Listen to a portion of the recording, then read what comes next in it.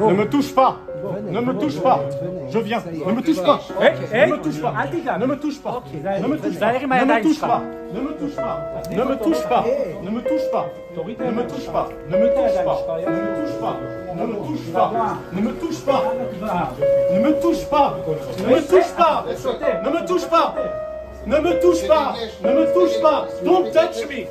Don't touch me. Come with me. Don't touch. Come with me. לא, הוא נותן להם מכות. My glasses are down. Behind you, but it's better to come with me to the... Come and dance.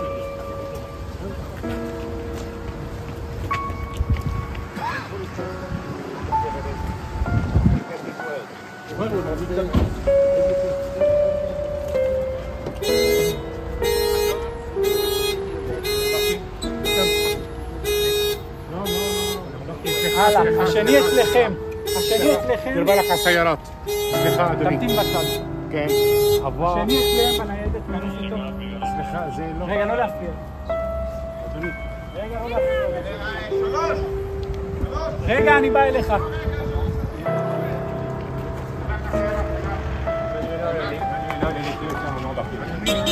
אדוני, תן לי מדבר איתך. בבקשה. זה הביטחון.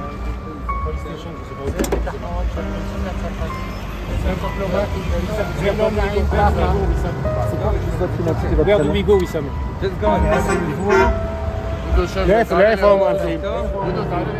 לאיפה הם הולכים?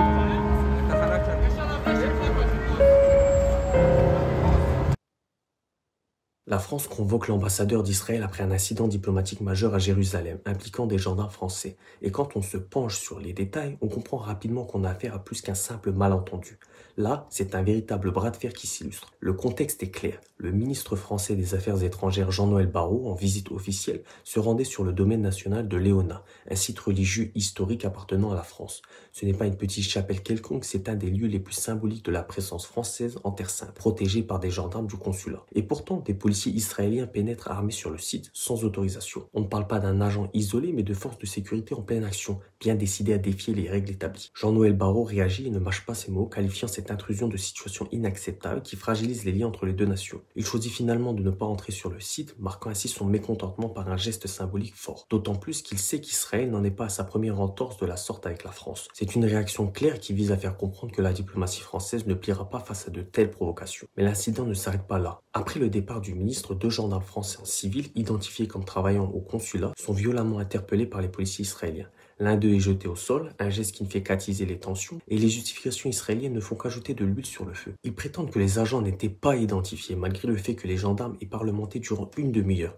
La France parle de fausses allégations de la part d'Israël, un terme diplomatique qui en dit long sur la gravité de la situation. En France, les réactions politiques fusent. Jean-Luc Mélenchon de la France Insoumise, comme d'autres députés de gauche, dénonce une violation de la souveraineté française. Et même à droite, les voix s'élèvent. Rappelons que cet affront fragilise encore davantage les relations déjà mises à mal. Fabien Roussel, secrétaire national du Parti communiste, va jusqu'à dire que si Israël agit ainsi avec les Français, ça en dit long sur la manière de traiter les Palestiniens au quotidien. Ce n'est pas la première fois qu'un incident de ce genre se produit. En 2020, rappelez-vous, Emmanuel Macron s'était déjà frotté à une situation tendue, en affrontant des policiers israéliens qui tentaient de contrôler ses déplacements devant la basilique Sainte-Anne. Jacques Chirac avait lui aussi marqué l'histoire en 1996 en refusant de se laisser intimider par des soldats israéliens trop envahissants. À chaque fois, c'est le même message. La France ne tolère pas que ses représentants soient traités comme de simples touristes sous surveillance. En résumé, cet incident est une piqûre de rappel pour la diplomatie française. Israël n'hésite pas à briser les accords, même avec ses alliés, lorsqu'il s'agit de marquer son territoire. La question maintenant est de savoir jusqu'où la France est prête à aller pour défendre sa souveraineté dans cette région stratégique. Et si elle saura envoyer un message ferme face à cette provocation. Je trouve que c'est une situation très grave et ça en dit long sur